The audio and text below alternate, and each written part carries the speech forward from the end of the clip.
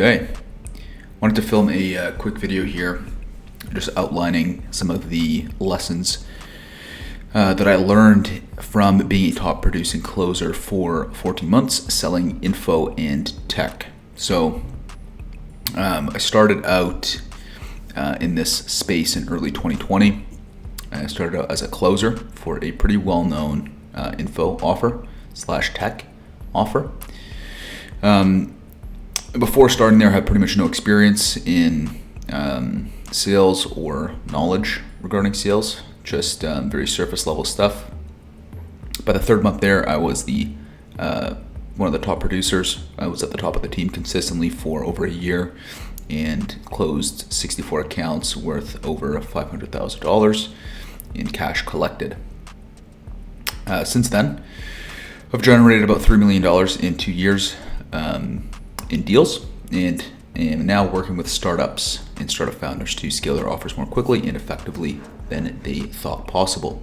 So this is gonna be a pretty quick one. I want to keep it under a couple minutes, but anyways, first lesson: if you are getting into sales or starting your own business, it's a very similar ramp, I find.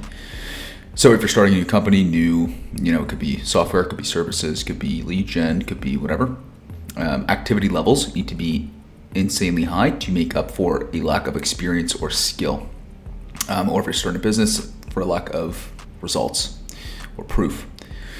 Me personally, when I was starting out, I was working 12 to 16 hours a day, doing prospecting for new deals and also mining existing deals in the CRM. If I were starting from scratch, that's exactly what I would be doing, is prospecting for deals, okay? Or building systems to prospect for deals. That can also mean training. So activity can be in the form of training, but I would not sacrifice selling time for training. I would do this either very early in the morning or late at night. And if you are an end-to-end rep, I would recommend strongly to reach out to 150 people per day and do that on a personalized level. So if you're just starting out and you don't have a ton of volume of actual calls in your calendar or deals, and you're again just starting out, improving yourself, you need to be reaching out to hundreds of people per week in order to line up opportunities, especially because your close rate is likely going to be very low. So you need to make up with it with volume. Now, secondly, if you have a boss or a mentor that is in the position that you want to be in, or in a similar position, they're richer than you, have a nicer car, better girlfriend or boyfriend, whatever, they built their business to a certain level, you must not challenge them in any way in relation to any feedback or direction that they give you. This is something that I personally saw happen and was never quite sure why it did happen. It's something that I kind of knew not to do intuitively, and the results spoke for themselves. And you really just want to execute on any feedback or direction without any question. It's very simple.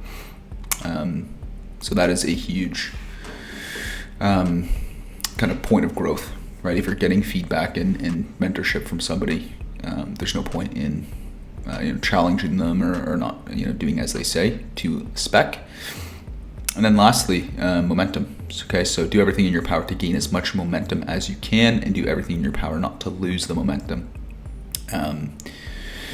It's a very well-known concept, I think, but nevertheless very important to touch on. So gaining momentum is very hard to do, right? And getting into that flow state, it's very difficult to do. If you deviate from that state, it's very tough to regain that momentum. It's very easy to lose it, very tough to gain back.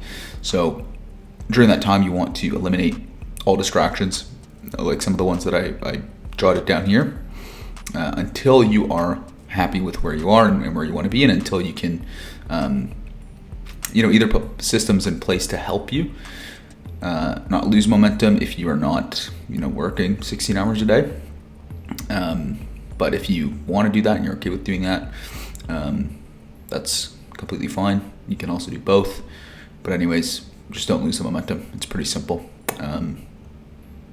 Going to the club, going out for fancy dinners, taking vacations, all these things are distractions until you are, where you want to be. I don't know, everybody has different goals, but let's say your goal is, to have $5 million. If you're not there yet, I would, probably wait on the vacations and clubbing and all that stuff. So, especially if you're in sales, if you're just a person that's getting into sales, definitely eliminate, all that stuff, because it will drastically impede your ability to ramp up very quickly and start producing deals and making a good living for yourself. So anyways, I'm going to wrap it up there. I'll keep this one pretty short, and I will see you guys in the next one.